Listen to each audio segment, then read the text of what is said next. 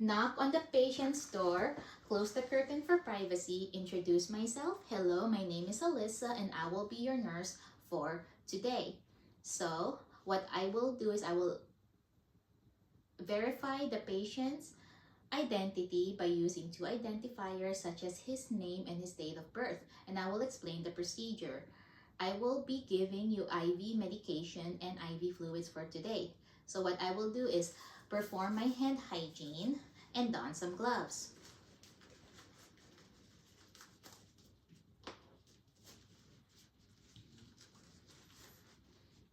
Next, I will identify the parts of an IV tubing.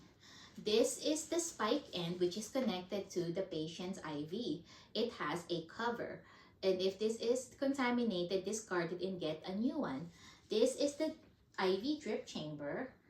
You can see it, the drip, and then you have to fill it up halfway by squeezing it. The roller clamp is closed right now, and if it is open, it means that it is, if it is up, it means that it is open.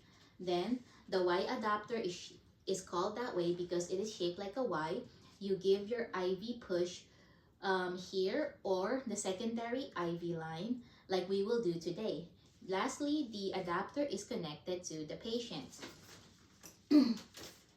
Next, this is the IV fluids or the primary IV bag. First, what I will do is I will prime it, remove the cap covering, and then remove the cover of the spike end, twist it,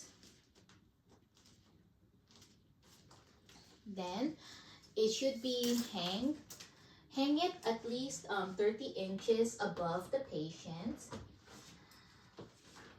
Next, this is the order by the doctor. So the IV fluids and the amoxicillin. I use dimensional analysis technique. You eliminate the ml, which leaves for drops per minute. Multiply the top, get your answer. Multiply the bottom, get your answer. I got 37.5, which I have to round to a whole number, which is 38 drops per minute. The antibiotics, the same way, you eliminate the ml, which leaves with the drops per minute, multiply the top, get your answer, multiply the bottom, and then you divide and you get 100 drops per minute. Next, what I will be doing is always don't forget to squeeze the IV drip and fill the IV drip halfway and unclamp slowly. Unclamp the roller clamp up.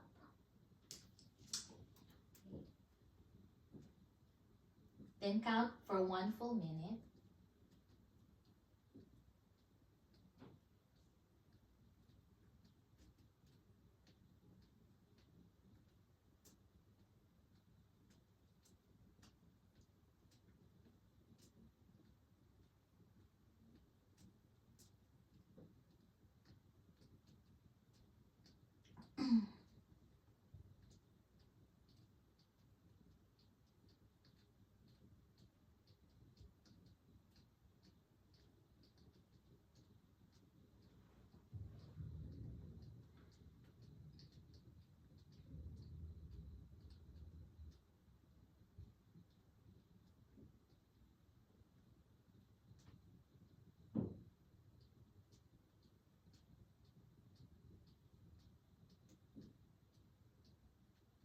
It has been 1 whole minute, and now I will be clamping the primary tubing. The next one is the secondary line. This is the amoxicillin or the secondary bag. I labeled it with my name, expiration date, the date today, my initials, the patient's name is here, and I have to verify if the patient is allergic to amoxicillin or any similar product such as penicillin, and it turns out she's not, so I can proceed. The 6 rights of medication administration are right patient, right medication, right dose, right route, right time, and right documentation. And this is what I will do to prime it. Remove the cap, the red cap, and also do not forget to remove the cover of the spike end. Twist it.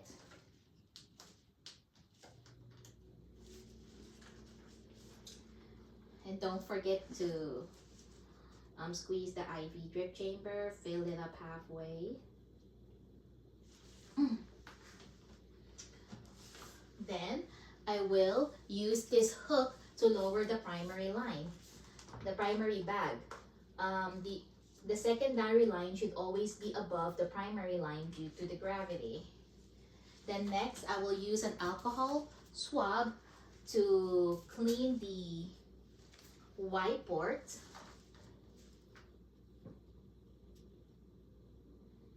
Allow it to air dry for at least like 60 seconds and discard the alcohol swab. Next, remove the cover of the adapter.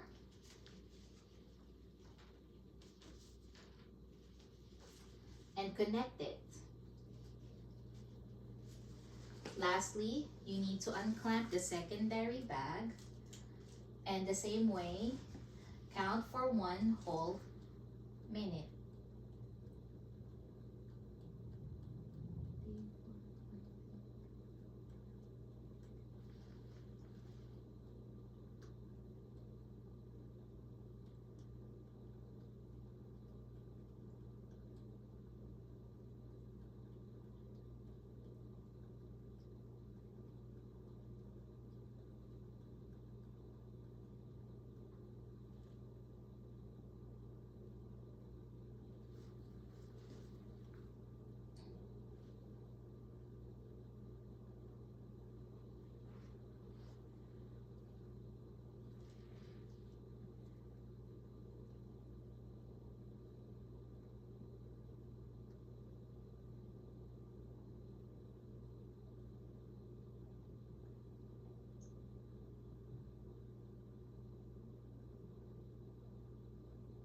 It has been 1 whole minute and it is 100 drops per minute.